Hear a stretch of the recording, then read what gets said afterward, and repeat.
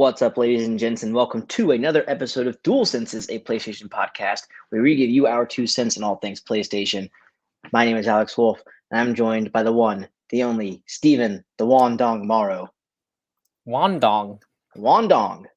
What's a wandong? I don't know. Short dong, long dong, long dong. He, she, me, wombo. Wombo.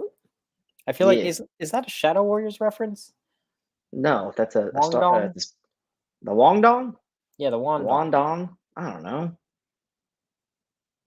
You can catch the show live each and every Friday night at 9:30 Eastern. If you can't catch the show live, you can find us on Apple Podcasts, Spotify, and YouTube. Of course, be sure to rate, review, follow, and share wherever you're listening. If you want to join the show a huge level of love, head on over to www.mtfproductions.com/donate, where you can send as little as $1, and we can put that towards giving you the best PlayStation podcast we can deliver. Steven Yes. the Demon. It's a big week. Demon Heath and Steven. It's a big motherfucking week, my friend. Yeah, months have led up to this moment. To this moment. And we've got more months between now and the moment to happen. But we got some small bits. Before we get to the big bits. Yep. We're going to talk about those small bits first. We can get through those pretty quickly. And then we'll make our way to the biggest bit. Possibly might be the biggest bit of all PlayStation news we get all year. I mean, we're talking. They're changing infrastructure, my boy. I mean, that's fair. That's fair. I mean, it may not be a new product coming out, but they're changing the infrastructure here, changing the way we do our plussing. They're spoiling it. Plussing. Kicking things off, PlayStation has laid off over 90 North American workers. This comes from the source over at Video Games Chronicle, aka VGC. This layoff, the company is just looking to focus more on direct-to-consumer sales. They saw a huge surge in the digital sales space and have for quite a while, making up half of their sales last year. And this is what we're talking here. These are people that worked, if you worked in any kind of retail space that sold video games, like GameStop, Best Buy, Target, Walmart. If you saw like a local PlayStation rep who would probably give you quizzes, little goodies, let you know the new products, all that kind of stuff. Unfortunately, it sounds like they're extinct like the dodo, no longer there. It's sad. Steven, you and I came from a GameStop where we had one of the coolest PlayStation reps. We actually knew a former GameStop store manager became a PlayStation rep. So I'm interested to see how this affects things. I don't think it's going to be anything too major personally. But I mean, with the success of the PlayStation Direct store as well, which I didn't realize how successful that was until I read this and was like, oh, I didn't think a lot of people used it too much. It's outside of another method to get a PS5 because that's how you got the invite to purchase one. To wait in line was that. And it was only available in the US for a little over a year and a half it's been available now. And it just launched in the UK and Germany in November 2021. And it will eventually become more available throughout the world. Steven, your thoughts? So I mean, it's always sad when people lose their job. So my condolences and best wishes, I guess, go out to everyone who was laid off. I will say, like, the Sony reps that worked directly with us when we were at GameStop, they were amazing people, like phenomenal people. So I feel bad for them. But I do agree with what you said, where like I don't think this is really going to change much of anything. I mean, this is just kind of the way that things are going, and like as shitty as it is to say, the main job for a like a Sony rep or a PlayStation rep at a retail place is to educate the people who work there and to just deliver merchandise. But that can be done without having a physical person there. So, right. So yeah, it is kind of sad though, because PlayStation Experience was staffed almost entirely by the Sony reps when that was going on.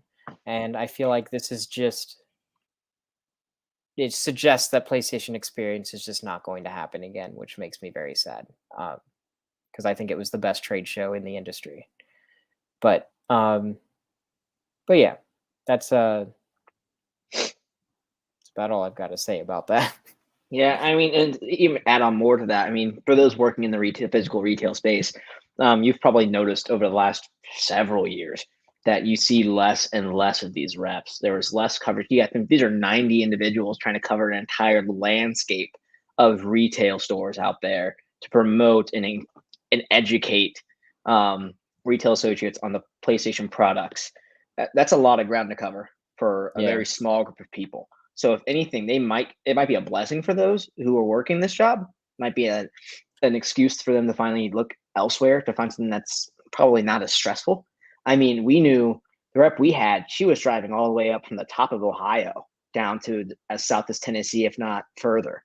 And then not to mention directions east and west, just to cover all that space. It was ridiculous how much she would cover. And on top of Yeah. working events, not only the PlayStation Experience, but any events happening. So the PlayStation Roadshow they had with the truck, the E3 showcases we saw where they were hosting them in theaters, they would work.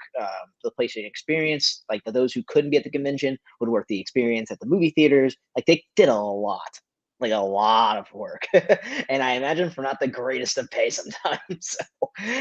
So I imagine this it might be a blessing in disguise for them. Granted, I don't know their personal situations, but again, wish them all the best in their future endeavors and hope something new and exciting comes from it for them. Next up, Are go we ahead. real fast? Yeah. Can we address the comment? The comment? Yeah, someone wrote in. Oh, sorry, I was in the private chat, not the comments. What's So- better, Xbox 360 or PS3? This is from Chucker on Twitch. Chucker. I actually really enjoy hope that I'm name. saying that right. Yeah, it's a lot of fun. Hello, Chucker. Thanks for tuning in. It at the end of the day it comes down to what you prefer. I think the biggest influence is what your friends play, right? You're playing online, it's a huge aspect. With the PlayStation 3, you don't have to pay for a service to play online. With the 360, you did. Now, granted, with that being said, I think it's damn near definitive that the Xbox 360 had a better online online experience than the PlayStation 3 did. Also, a lot more games functioned better on the 360 than on the PS3, just due to the nature of the development. But the PS3 still had some banger exclusives that ended up becoming a big driving force for the PS4.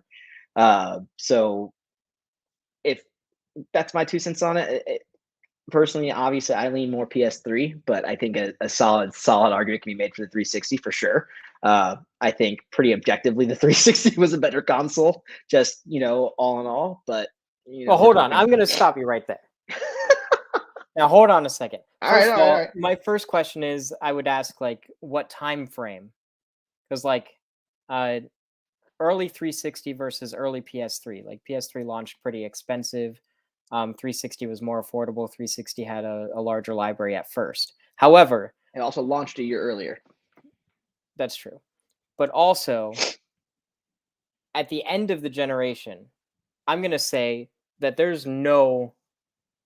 It's pretty hard to objectively say that the PS3 is not the better console. I'm going on that. I'm gonna die on that hill because it was a more versatile machine. It had an objectively better library of games. I think. I mean, if we look at the okay, well, hold on. That's subjectively then. Well, looking at like Metacritic scores, for example, the average Metacritic score for the exclusives, a lot of the most popular 360 exclusives eventually came out on the PS3. It took some time to get there, but also PS3 but also PS3 sold more in the end. PS3 outsold the 360. And let's also remember a little thing called the red ring of death. All right, 360 got dangerously close to a 50% failure rate. That's pretty fucked if you ask me. So that's true. PS3, better console, hands down, especially if you are able to look back retroactively and examine what happened here. But yeah, We can go a little further on that later. But we've still got some news that we got to cover. You hold on. So Chucker says you wrap it in a towel and leave that bitch running. Come back and you're gaming. If you have to wrap your console in a towel, then how the fuck is it better? That is, but not gonna lie. If we had a comment of the week, it would be that. I love that so much. It works. You just gotta wrap it in a towel.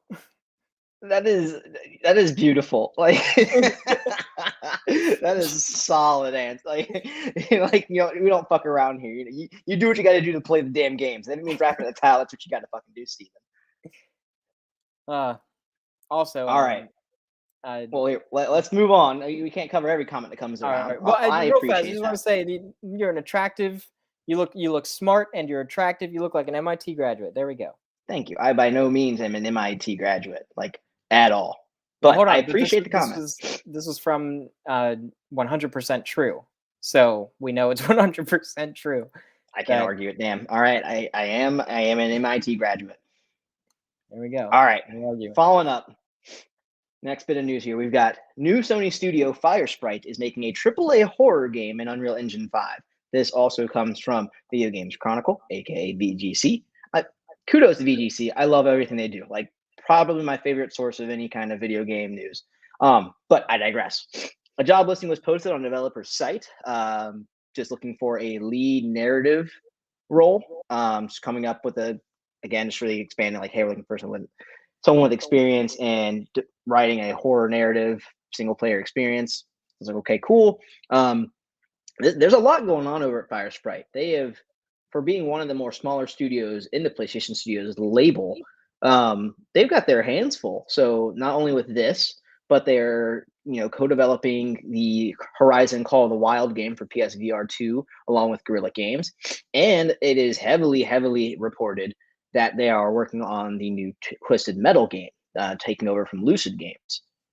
So they got a lot moving, whole lot of moving parts there. How big is that studio? How many people are employed there? I'm not sure. Let me take a look here, because I mean they're a conglomerate of a lot of people. We got some people that left. One of the guys headed up the original pitch of Drive Club and headed up MotorStorm as well. Let's see how many employees. Because didn't they used to do a lot of like contractual work? Like they were like a support studio while also working on their own things, I thought. Yeah. So I thought they were pretty big. They've got 265 employees as of 2021. Yeah, they can totally they can make 3 games. Yeah, and then also, I mean, with Horizon being co-developed, I imagine, I don't know what the ratio is of how much of that's them and how much of that's Guerrilla. So I imagine Guerrilla is more there, and Fire Sprite maybe has more experience with VR and is able to implement certain things in VR. Like, hey, you can't, more like an assist, like letting them like, hey, what you want to do in concept sounds great, but it may not be feasible with what we're working with here. Well, also, like, I feel like VR games usually have smaller teams anyways. Like I could see that Horizon VR game only taking like 30 of them in-house, and then doing a lot of like working with Guerrilla, and then maybe doing some outsourcing for certain things. But God, 200, that's a lot. Yeah, I was not what I was expecting over there at all, but here we are. Yeah. Well, do you think that this is going to be a new IP, or do you think that this is going to be a sort of revamp, like maybe Silent Hill? I don't expect Silent Hill because that's still owned under Konami. So I doubt Fire Sprite would be working on a different publisher's game. Everything behind that would just be like the legalities of it would be extremely. But there are rumors on the internet, Alex. I don't give a shit, Steven. If it's on the internet, it's true. But I expect a new IP. I would like a new IP. While PlayStation's got this broad, legacy of games, right? They have a massive library.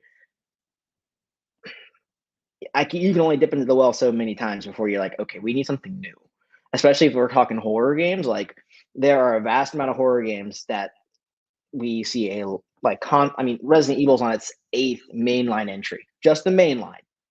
So like, there's a And there's good been like a opportunity. spin-off for every mainline game. Exactly. So there's a good. We don't need another reboot of another game. I would like to see personally a new IP. That being said, it could easily be a reboot of. Is there an echo? Do you hear an echo? I don't. Okay, I mean it's not just me. But it could also be a reboot of like VGC hints that it could be Siren. Um, so that's something I didn't think about. But in that game was, it had a couple. It wasn't this long gestated thing. So I could see that coming back and still having a fresh take and not be this like, oh, we've already seen this before, move on kind of deal. That's my take on it though. What Yeah. about you? What do you think? So I would prefer for it to be a new IP. I think the new IP is more valuable because you can do whatever you want with it, basically.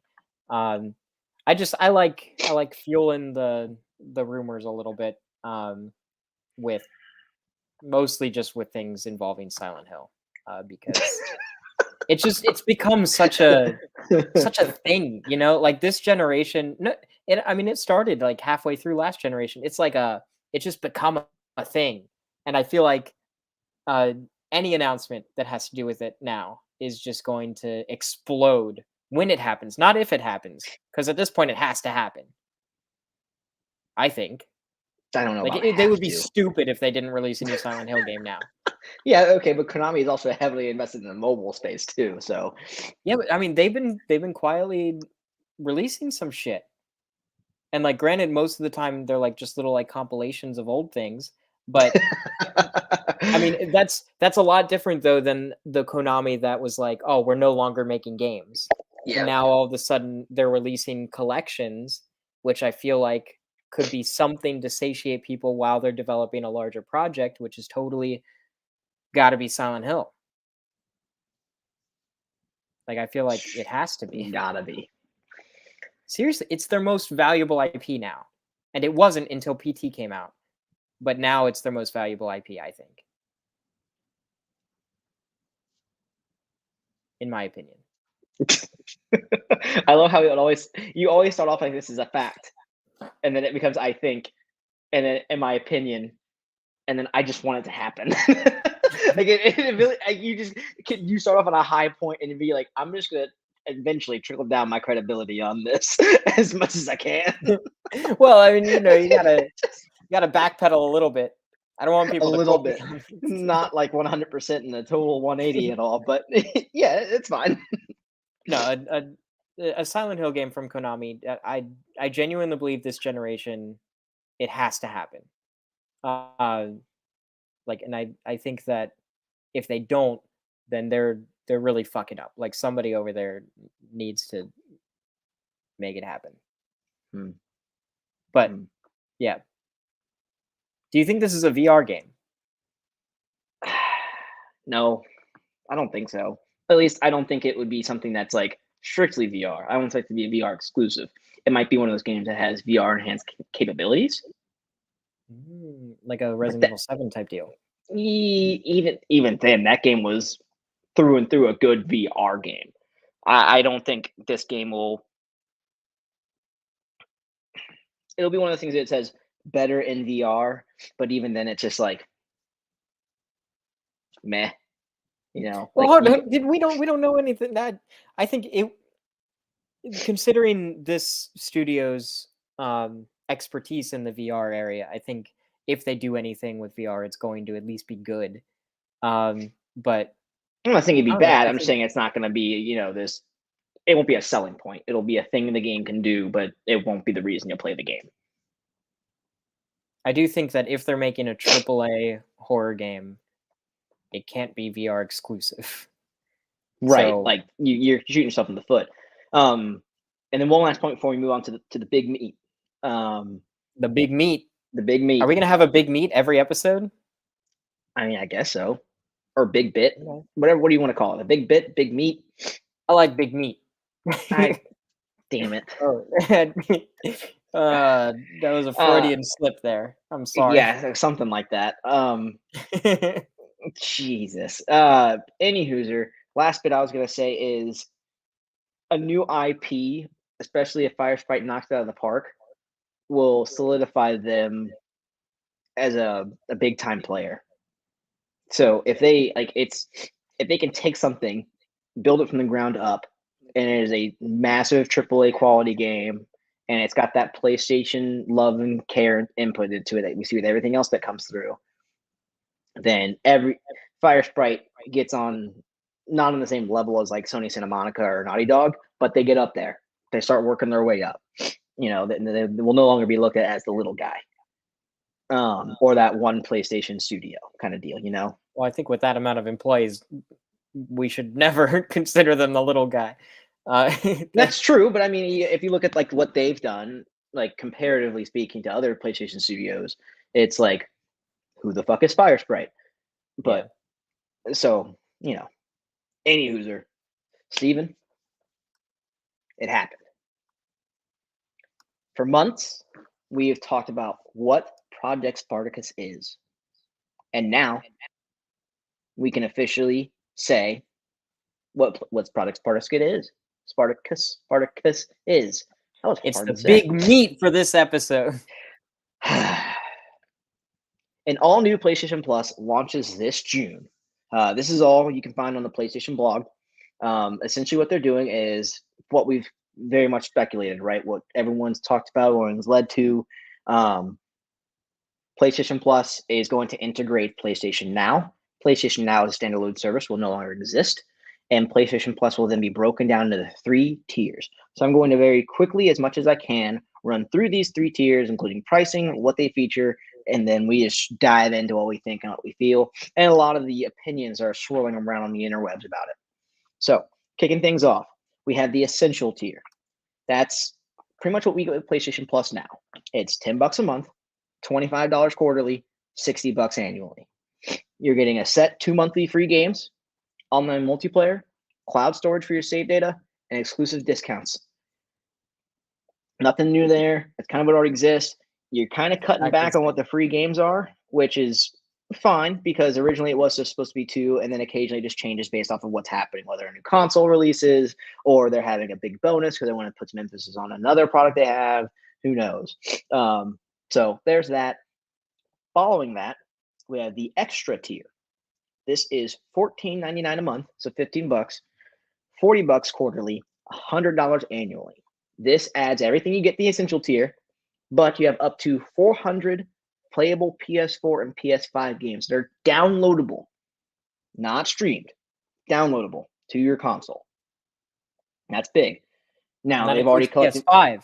That includes PS5, and So on the blog post, they even talked about that games like Death Stranding, Spider-Man Miles Morales, and God of War will be available via this tier. So and, they also mentioned Returnal, Mortal Kombat 11. So we're talking third party as well.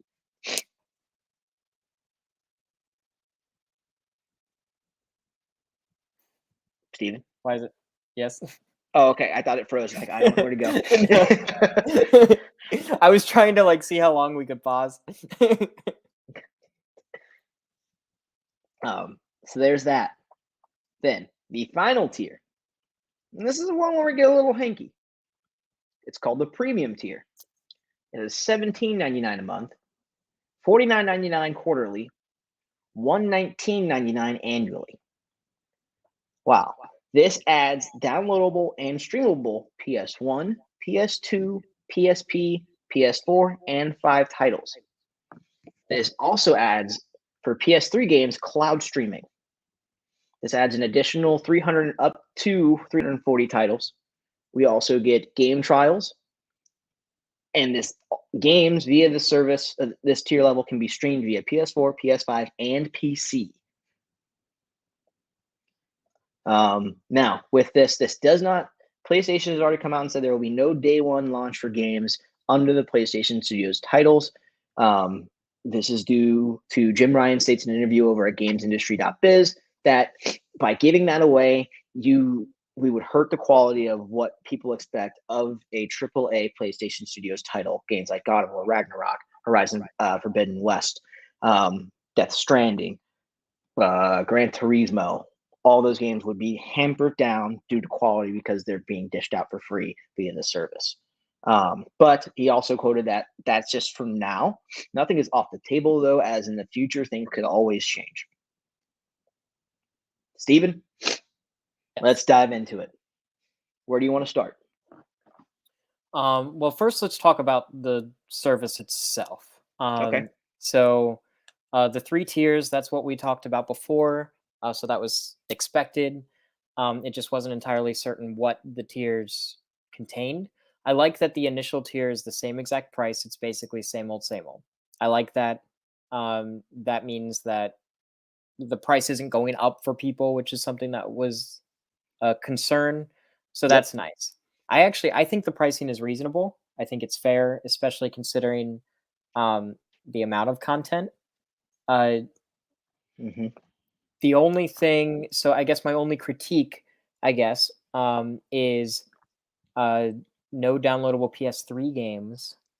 So no specific PS3 backwards compatibility, which is a bit of a downer. It's something that I wanted. I still think that that's something that could possibly happen in the future. I think it would be really freaking cool.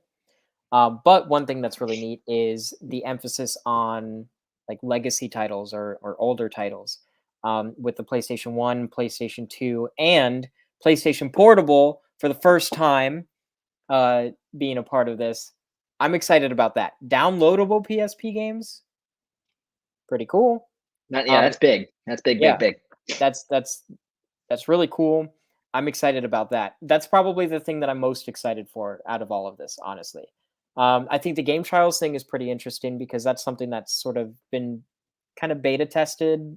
I think like Death Stranding was one that was tested. I can't remember if that was in North America or in Europe, but they did like a game trial thing for that where you could play the first, I think, hour or 3 of the game Mm-hmm. and try it out. So that kind of thing is pretty cool. My big question, which I'm sure is the question on everyone's mind, is will there be trophies in these PSP games that I'm going to be downloading? Because I think that there should be.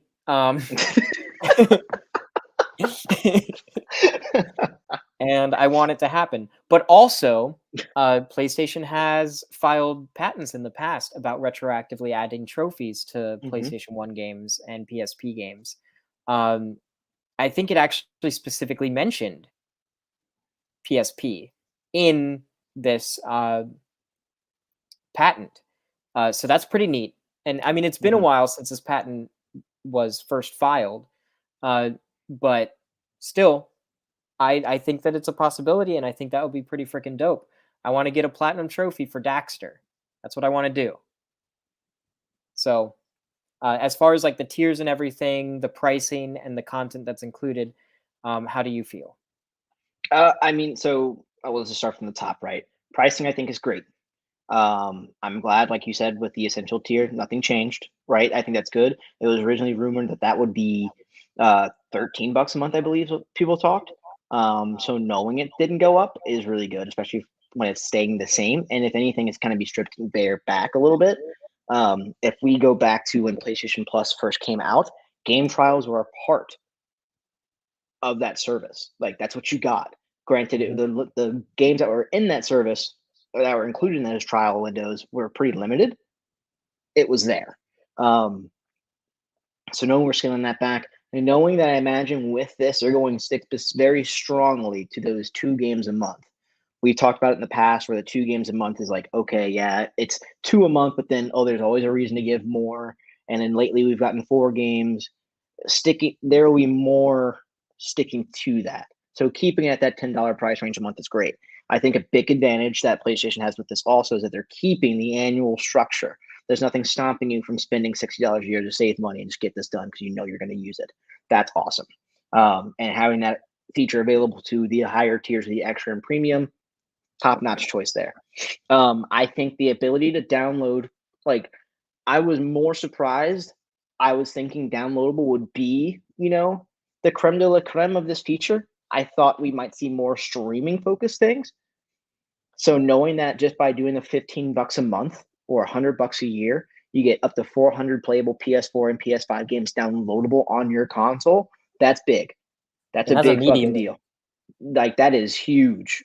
So knowing that they just bypassed it and said, "Hey, no, fuck that. We're gonna cut the streaming. Those games work natively. Download them." That's big. That I did not expect. I love that. That's really cool. Now we dip into the premium bit. Again, I think pricing is good with the amount of content you get and what you're able to do. Having downloadable and streamable PS1, PS2, and PSP titles is great, especially with the PSP. That hasn't been a big focus. PlayStation has not, in their mobile hand space, really focused a lot on the PSP in recent years. So knowing we can go back to that. Now, with that, I would like to see some of the bigger PSP titles be added to the library because two of the biggest PSP games were never even released on the digital space, those being Crisis Core, Final Fantasy VII, and Kingdom Hearts Birth by Sleep. So, granted, those games, or at least one of those games, was released in the compilation with the Kingdom Hearts 2.8 prologue deal on the PS4, and I believe it came out on PS3. No, I believe that was just PS4, but that came out. We never have seen Crisis Core Final Fantasy VII ever come back, and it's still regarded as one of the best PSP games out there. So I'm hoping we see that library a little, breath of fresh air, give more reason for people to be enticed by that. I think adding the streaming ability of PS4 and PS5 titles is cool. It's a little, but it's a little icing on the cake because you can already download them, but if for any reason you want to stream them, you can. So that's cool there. Like you, I'm a little bummed about the cloud streaming of PS3 games. But if there was anything that was going to be only cloud streaming, I highly expect it to be PS3 games. It just is what it is. Like you said, in the future that could change, especially if they see a high subscriber count for the premium tier. If they see that people are doing it and they see a high foot traffic on the PS3 games being streamed, I imagine that will influence the decision because I don't think it's something that can't be done. I think Blessing Adeoye Jr. said this on Kind of Funny Games Daily when this dropped, that it can be done. It's just really, really fucking expensive. So I think if anything happens where we see those games downloadable and get a native backwards compatibility, Sony's got to see a return on investment. And it's kind of hard with the PS3 because a lot of those games didn't work too well, like third-party games that are multi-platform. Historically, they ran better on the 360. That's just how it was for a long time. Then on top of that, the games that were big sellers on the PS3, it's a good chunk of them were then released on the PS4 as a part of an HD remaster of some sort or collection. So it's going to be hard. Again, I'm not saying it's not doable. There's got to be a reason to say, do I need to make this thing native on here? Because there's a PS4 version of it that already is native and is already upgraded from the ground up already. So that's there.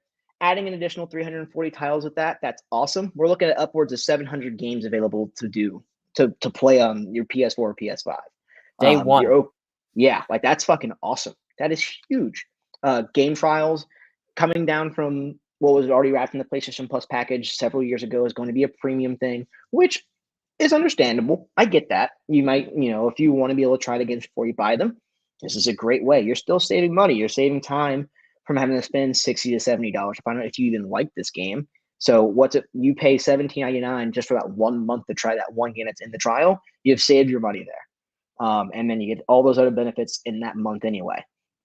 And then adding the ability to stream these games not only on the PS4 and PS5 but also via PC is also big. Granted, PlayStation Now was available on PC and hell, even some Sony Bravia TVs back in the day when it first launched.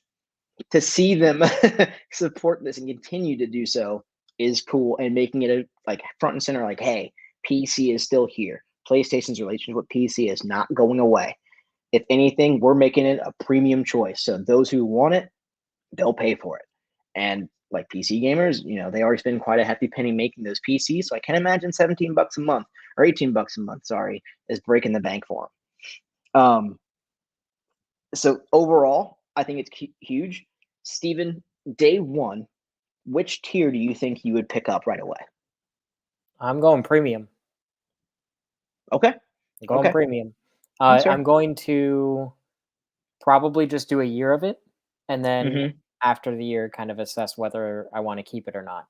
But it's definitely for the PSP games, and I might as well also stream some PS3 games, I guess. But uh, yeah, I most of it is I just kind of want to be able to experience it and see how I feel about it. I've almost pulled the trigger on getting PlayStation Now several times, uh, and then I keep not doing it because uh, I mean it used to be just because of money, but now uh, like recently I've almost gotten it, and then rumors about Spartacus and everything were really ramping up. So I was Mhm. like, I'm gonna wait and see what happens. And now that we know what's happening, I'm gonna do premium. But yeah, are you Yeah. gonna go premium or are you gonna go the middle? I feel like you're gonna at least upgrade something.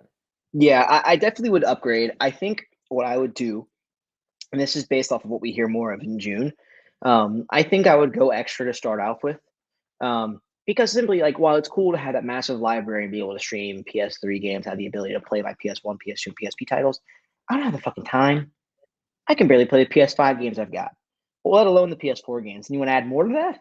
I don't have the time nor the patience nowadays to really do that. But at the same time, if I say like a big thing, I've also come close to pulling the trigger on PlayStation Now. If not just do it to do a month of the service to see what it's about. And I really want to fucking play Batman Arkham Origins again. Um, and this is the only way that's going to happen if it's even available via the service. Um, Mhm. so that would be it. I would want to see like, okay, cool. If I upgrade, like say I buy a year of the extra, right? Because that's the route I would go. Um, can I upgrade to the premium at a prorated discount? And then if I do upgrade to the premium and I don't like it after a certain period of time, can I just downgrade to the extra, which I imagine would be like once the year is up or whatever it is. So I don't know. I Mhm. would like to be flexible. I would like to be able to play around with my options here. But starting off, I'd probably just go extra. I think uh I mean, obviously this comes out in June. I'm excited to hear more details specifically about like upgrade paths. Hmm. I know that they mentioned that if you have PlayStation Now, it'll basically carry over to premium Hmm. uh, for the duration of your subscription. So there's that. But I'm curious if like once you're in, there's an upgrade path for different tiers, how that's going to look. Uh, I'm curious to see details on the specific games. I'm mostly interested to see what PlayStation 1 and PSP games and PS2. Like, are we going to see stuff that we haven't already seen available on the PlayStation Store in the past? Like you were talking about the Square Enix games, Hmm. Birth by Sleep and Crisis Core. But also, like, there's a lot of PS1 games that were never available to download digitally. And there's a lot of PS2 games that were never available to download digitally. And are we going to see some of those? Am I going to be able to play Guitar Man from the PSP or the PS2 and get trophies? Probably not, but I really fucking want to. So all of that, I'm really excited to hear more details in the coming months. Um, but yeah, there is one thing that I wanted to touch on that's related, and that's you mentioned um, Jim Ryan talking about how we're not going to see day one releases on Hmm. this new PlayStation service, um, and he's been getting a lot of pushback online. A lot of Yeah. people are saying that this paints uh, PlayStation negatively, and that it's kind of some people are saying it's an insult to other games, saying that having them release day one kind of lowers the value of these games. Um, and I think there's a lot to unpack with all of that, but I think it's important that we look at it for what it is. And PlayStation makes money from their exclusive first party titles. Hmm. And in the industry, um, there just aren't first party titles like PlayStation's anywhere else. They're unique. They're considered industry standard. Almost every time that they come out, they're top notch. Right. Um, oftentimes, or at least lately, oftentimes when I see people talking about Jim Ryan's comment, they compare it to Game Pass, and then they say, "Oh well, Xbox can do day one releases from their first party stuff." But to that, I say Xbox doesn't have exclusives like PlayStation. Like they just don't. Their most valuable IP, arguably, which is Halo, they released for free to play because they wanted people to play it. Um, People don't The spend money multiplayer on, aspect, but yeah, but people don't spend money on Xbox exclusives in the same way that they spend money for PlayStation exclusives. And I don't think it's necessarily an insult to say that PlayStation exclusives are better than other games. Um, because they kind of are. Like I think it's like they're first of all more expensive. They're massive budgets, but also they sell tremendously well. They become sort of these industry darlings. Like I mean, look at Naughty Dog for example. Nobody's making games like Naughty Dog, and anyone who has any qualms with me saying that specifically about Microsoft Studios, they don't even have to take my word for it. They can listen to Microsoft because internal documents that were leaked during the whole Apple fiasco with Epic uh, show internal emails of Microsoft representatives, like Microsoft executives, saying that Last of Us Part 2 was above and beyond anything being made by anybody anywhere in the games industry, especially at Microsoft. And they said that they needed to step up their game. And around that time, Microsoft is acquiring all these different studios. Um, there's a difference in that I don't think Microsoft is necessarily developing games. It's more like they're building the platform. They're almost like a publisher. They're buying talent and then letting people make the games that they put on their platform because they want people to subscribe. But they're not making games like PlayStation is. PlayStation is a very talent driven um, company. Like they invest in talent, not necessarily IP, which is what Microsoft is doing now. Not necessarily in a platform. I know that they just announced a new platform and everything, but they are all about creating like a creator community or like a development environment focused on talent.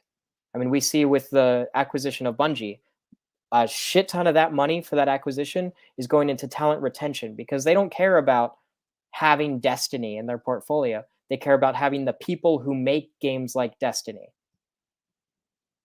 That's the whole thing. Um, so yeah, PlayStation doesn't need to have their games day one on this service because people are going to buy them either way because they're fucking awesome games. But not everybody's going out of their way to buy Gears of War. And most people probably wouldn't play it unless it was on Game Pass. So, anyways, that's my whole entire I'm stepping off my soapbox now. But I want to hear your thoughts on this. Like, do you think that PlayStation needs day one releases in their new PlayStation Premium service? I say no. do they need it? No. Would it help them in a sense? Would it drive the sales number of the service? Yes. But I think we need to go back. So, like you mentioned, Microsoft did a ton of acquisitions. We talked about it maybe 2-3 months ago. The amount of money that Xbox has at its disposal, being under the Microsoft umbrella, they can afford that. Oh, you fucked up.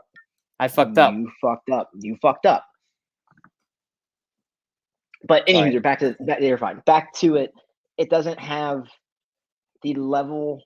I mean, Sony just doesn't have that money, right? They've got to be careful how they spend their dollar. Microsoft can afford to be a little experimental with things, at least more so than anyone else right now. So yeah, they can afford to put their day one stuff out there because they have a bunch of other revenue streams coming in, driving a lot more money than Sony is as a whole. So when you take that and then look at how much money PlayStation puts into their studios to make these massive technologically advanced games, yeah, they probably can't afford it. It's what it comes down to. I imagine personally, for me, like hearing this, it's an affordability thing. Much like I said about the PS3 thing with them being native backwards compatible, PlayStation's got to see enough of a count. Even Game Pass didn't have day one exclusives for their studios dropping on it right away when it first launched. It wasn't there. You had some, not all. That became a selling point, I believe, a year later. And that's because they started seeing more subscriber counts. They could say, like, hey, we can justify this now. Let's do it. PlayStation's not there yet. They've got to see what people do this. If they see enough people subscribe or at least upgrade and the money's there and they see like, hey, we can take a bit of a hit and we can still have the same level of quality games, then yeah, I imagine they might do it in the future. Now, granted, do I think they'll have a turnaround as quickly as Microsoft did? No. Again, they don't have as much money. Now, at the same time, we go to the quality of the game that comes out. I'm not going to take anything away from Microsoft because they do put out quality bangers. They had a strong year with building franchises that led the way and paved the way during the generation of the PS3 and 360. Games like Halo 3, Gears of War was a fucking phenomenal franchise with the first trilogy. Granted, the last two have not hit the same high level. They're still there. And I just don't think they sell on the same level. Not anymore. They did. 2 and 3 definitively did. But not 4 and 5 definitely have not. You've seen it kind of stagnate, but you're right. Microsoft's very much, they don't have 700 over games. They don't have 3 generations to backlog off of, or 4 generations and a handheld to backlog off of to put in their service. Right? I mean, Game Pass, like PlayStation's service alone already has a higher count of games available to use because of their legacy. And that's what they're building this off of. This is about the legacy of PlayStation. This isn't about making it something where your new games are available to play right away, this and the other. This is giving people the ability to go back and play those games they haven't been able to play a long time without having to dust off a PS1, a PS2, or trying to even find an existing functioning PSP that hasn't been modded. Or that doesn't have an exploding battery. Yeah, like this is what this is for. That's what it is. It is what it is. So, do they need it? No. Will they get there? Maybe. Do they? It's too much. It's too early to say for a lot of this, in my opinion. And again, you have the people like me who aren't going to go to the premium service right away because we don't know what it's all about. We might just want to play the PS4 and PS5 games because we don't have the time to play all the little games. We may not want to. We might still have our old consoles that still function just fine, and we don't mind playing them because they run better natively on what they were.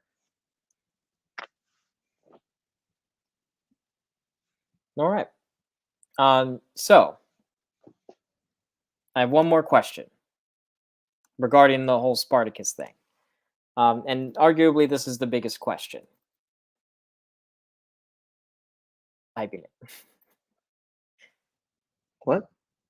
I was just typing it. Yeah. For the banner. I made the banner. Oh, okay.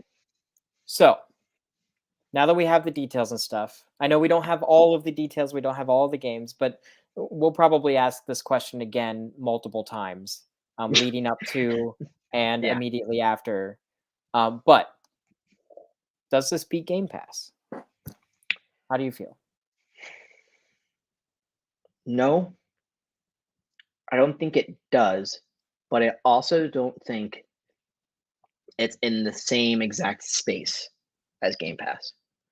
Again, Game Pass is about making every Xbox game, accessible to its player base. It's how do I say this?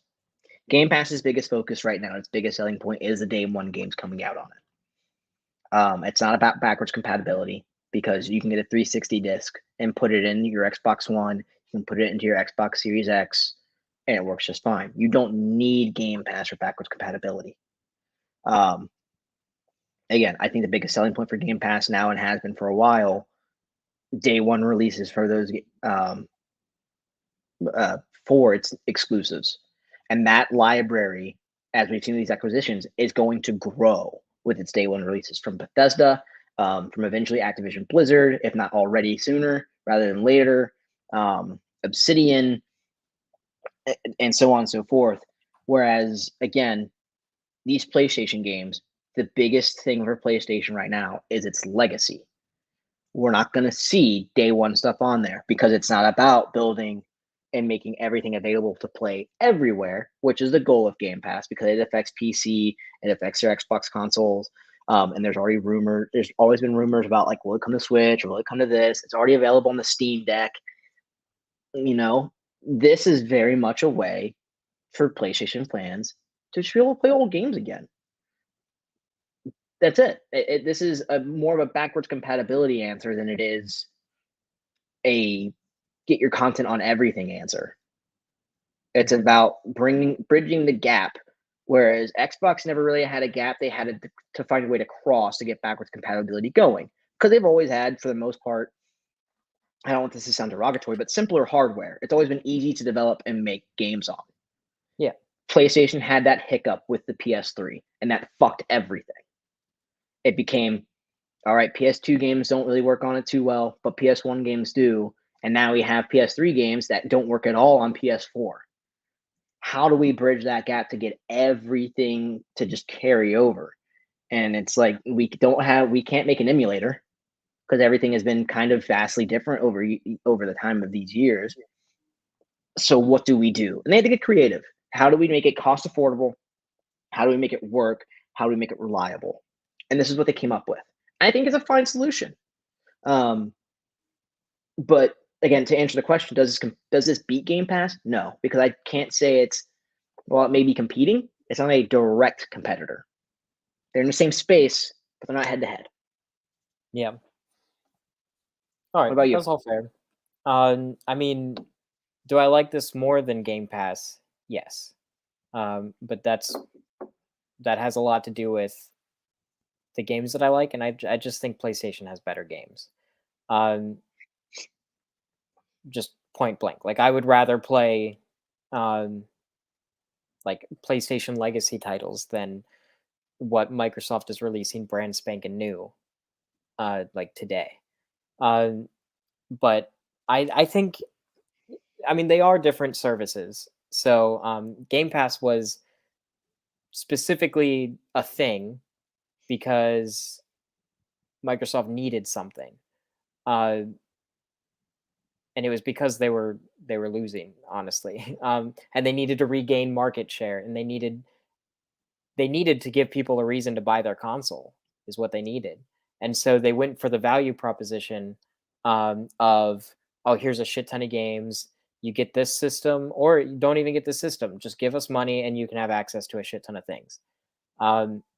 So their Game Pass is investing in mind share, market share. They're investing in getting people hooked and stuck on their service.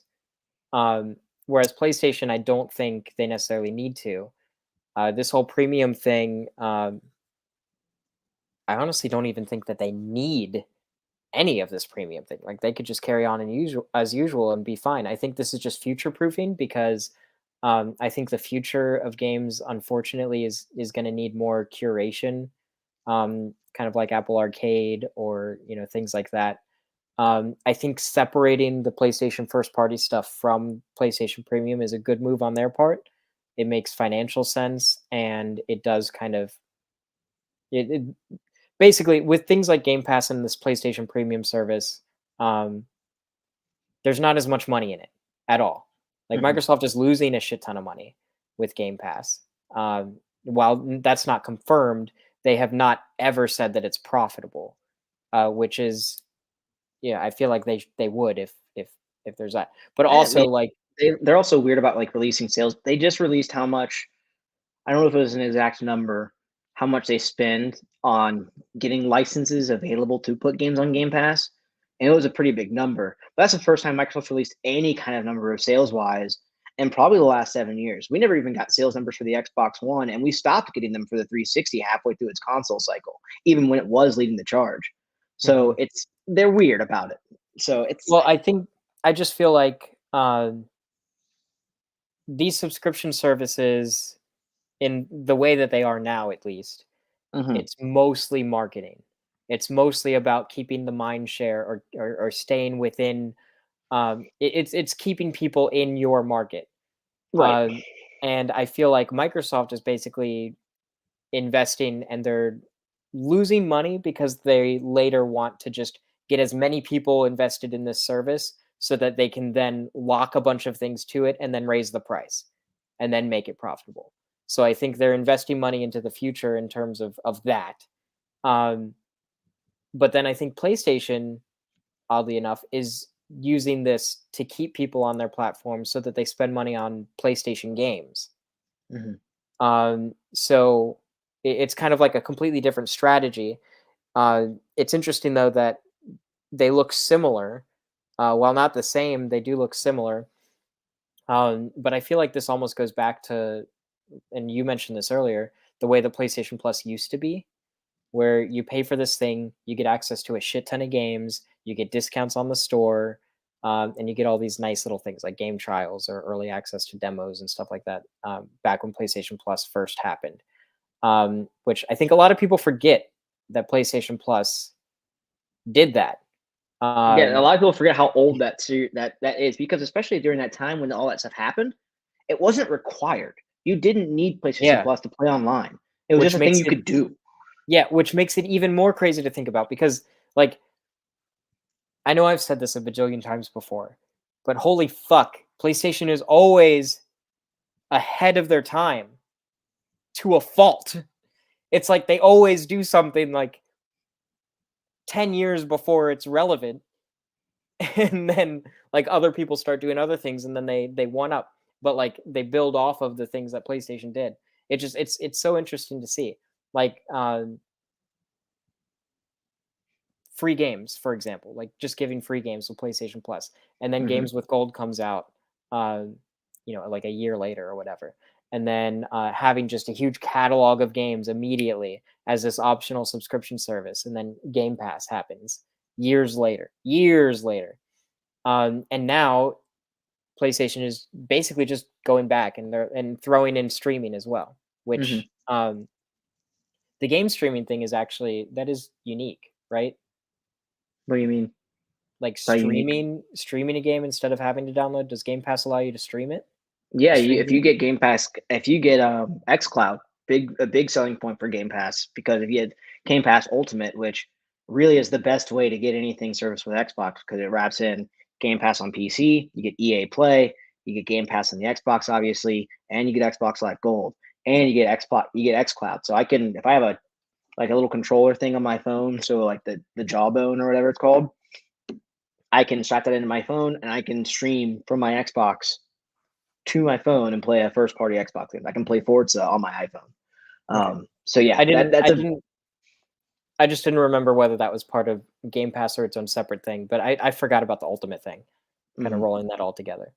Uh, but anyways, so, I think the main difference is the games, really, and yeah, so anyways, I didn't answer the question.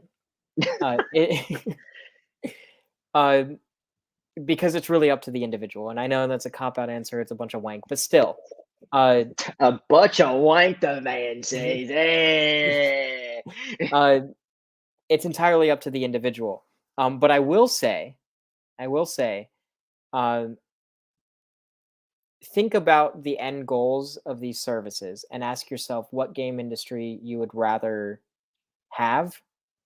Um, and me personally, and this is definitely just this is how I feel about the situation. Me personally, I don't want the game industry to turn into Spotify, and I don't want games to have to fight to be the one that's seen on the top of this massive catalog of things. I think that PlayStation's answer, as of right now, from what I can see, is a little bit more sustainable for studios and for creators who want to make certain kinds of games. Because with Game Pass, like if you think of Spotify, for example, um, there's a lot of music on Spotify, Mhm. but a super duper duper duper small amount of music on Spotify makes the artist any money because most people are only listening to, like the big artists and stuff like that. Um, what's kind of interesting about PlayStation's answer to all of this is the big artists are allowed to make their money, and it doesn't infringe on all of the little guys, at least not to the same extent. Because like when something releases on Game Pass day one, you've got the new Forza Horizon or Halo or something like that. It's going to be really hard for Boyfriend Dungeon to get anything. So I don't know. That's just well, question. So do you not think that having a game that may not be catered to a wider audience, so a game like Tunic or Boyfriend Dungeon, where those games may not cater and speak to a large scale audience like a game like Forza or Halo does, do you not think having them receive a lump sum of funds from Xbox to put the game on there to get them have something to start off with, and then be accessible to really anyone just to try, and then once that game comes off of Game Pass, it's 20% off for a window of time after it comes off if you're a Game Pass subscriber already. To me, that sounds like a good deal for the indie developer, because now they can reach a wider audience and they still get a lump check to start things off without anyone having to play the fucking game. I think the thing is, I don't think that Microsoft is going to keep doing things that way. And my reason for thinking that is it has to do with financial. Oh yeah, Because I really don't think Microsoft is making money off of Game Pass. Like okay. I would bet money on it. I would bet the amount of money that Microsoft is making off of Game Pass. But anyways, I don't think they're making money on Game Pass, and it's because they want to get people hooked, and I think that they're going to change the pricing and the structure once enough people are there. And they're locking in all these things so that they can be exclusive on Game Pass in the future. In my opinion, I think that that's what's going to happen. Like, yeah, Activision, for example, said that they're still going to have Call of Duty on other consoles, or at least that they're going to stick to their previous agreements and things like that. But once Microsoft is ready to pull the trigger, I think they're going to. And the reason why I'm thinking this is because I'm looking at Microsoft's history and how they've done things in the past as a company as a whole, not just Xbox, Right. but as a company as a whole. And we look at Microsoft Office. Microsoft Office started as an extremely affordable, very useful, user-friendly thing, and then they got it everywhere. They made it the industry standard, or the Office standard, I guess. They spread it as far as it could go, and then they switched to subscription, and now they make a lot of money. It's a worse product, and it's this thing that people are just locked into because it's Microsoft Office. And then we also like we see that elsewhere with the way that Microsoft does things, and it's something that kind of scares me for the video game industry as well. And like also you look at things like Netflix, for example. Netflix has a shit ton of shows, a shit ton of exclusive things that launch on Netflix, and there's a lot of quality content that gets canceled, like shows in mid-season, or in mid-story arc, I guess, just get canceled because people aren't watching them. And it's not necessarily because it's not quality, but it's because people aren't watching them, because they get lost in the shuffle because there's just so much stuff. And so curation is a problem. Being able to show people things that are worth your time, it's hard. It's really hard to compete. And the games industry is only getting more and more competitive. And I really don't want to see those kinds of things affecting the industry that I love the most. And I'm just trying to take the signs that we're seeing now with some of these things. I'm trying to project them into the future and think of them from like a business perspective for each company. And you're right in the sense that PlayStation can't afford to put their games day one on the service. But also, the flip side of that is Microsoft can, because they're a fucking massive company, and they can afford to lose money. Right. Exactly like I said. They can't Yeah. afford to take that hit. And that, to me, that's kind of it's like, okay, well, what are they building up to? Because they wouldn't do something if they think it's just going to make them lose money forever. It's an investment. And so what's the end goal? So how I would you think change Game Pass in order to make it profitable? And the way that you change it is the price is going to go up. And I think that we might end up looking at like a Netflix style thing or a Spotify style thing, where maybe developers are paid for every minute or every hour that a game is played. And I think you kind of answered your own question with that a little bit though. Is what's the end game? You eventually said the big thing with Game Pass is profit share. Can you get an Xbox into a household with this? or market share, It's but yeah. or market share. Yeah, it's a no brainer, right? It's been talked about 1,000,001 times that Xbox's goal is to get into every household possible and touch as many consumers in as many different ways possible, whether it's a console, your phone, or a PC. You've got PC monitors coming out, televisions coming out with a label saying like Xbox ready. That's a thing. The goal is to create that ecosystem. The goal is just to get in the household. I think that is what will, like, Microsoft can take the hit, not because it's losing the money per se, but they've got other revenue streams as a corporation to help offset it. So they can afford Game Pass to be losing some money because, hey, if we lose money here, that's fine. We're going to get all of it right back from the other thing we're doing too. That's okay. We'll take that. We're still going to be profitable at the end of the day. Sorry if I'm shaking, guys, or starting. I'm very cold, but It is cold. I'm it is starting to freezing down too. here. I thought I'd be okay, but it is not. But that's there.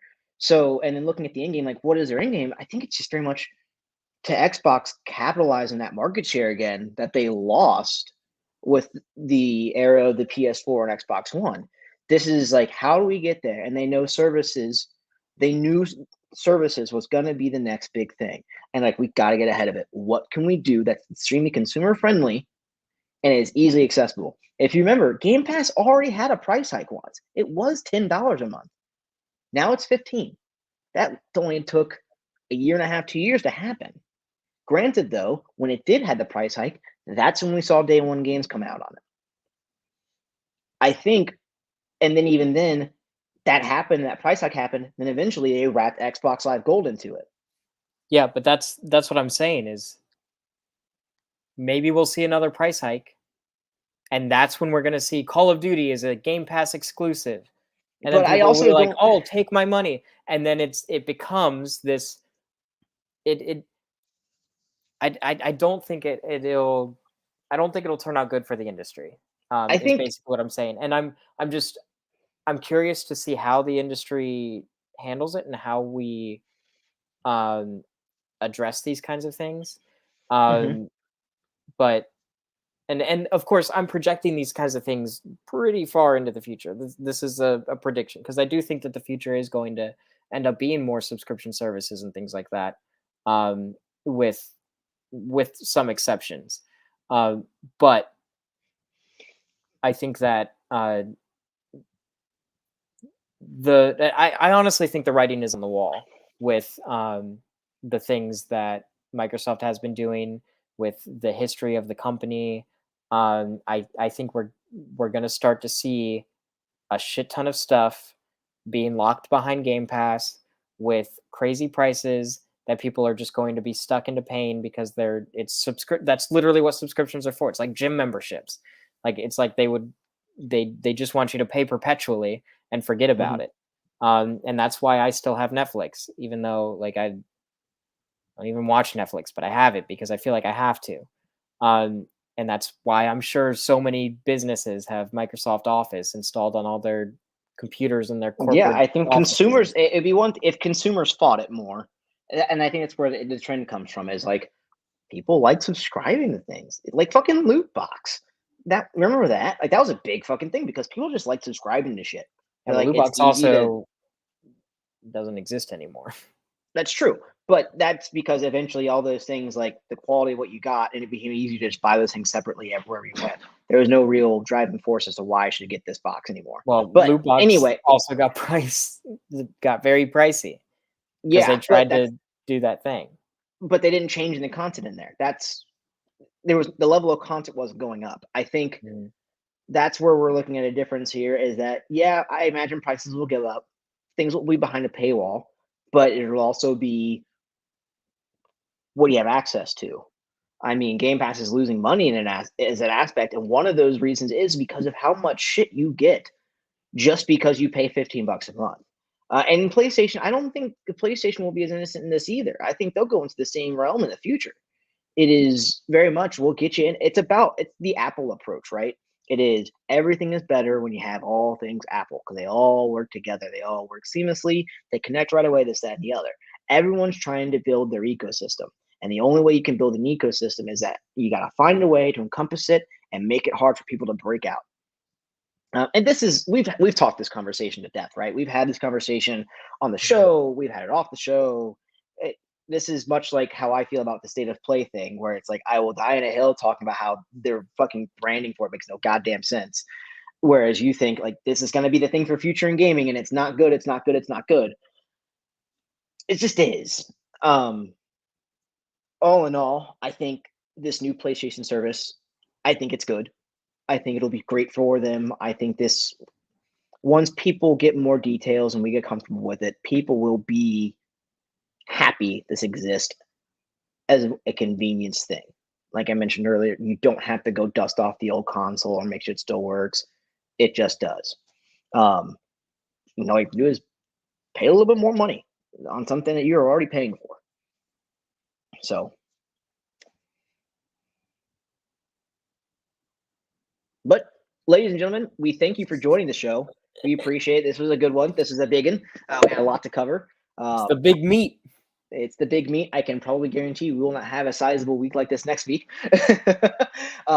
Remember, this is Dual Senses, a PlayStation podcast. You can catch us here each and every Friday at 9:30 Eastern Time. You can catch us live via Twitch, Facebook, and YouTube. You can, if you can't watch the live show, don't worry. You can find us on Apple Podcasts, Spotify, and the YouTube video will be up at a later date. Remember to like, comment, share, and subscribe. Let us know how we're doing. If you want to come at us, you can support the show and help us grow by going to www.mtfproductions.com/donate, where you can donate as little as $1. But until then, we'll see you guys next week. See you later. Thanks for tuning in. Love, love, love.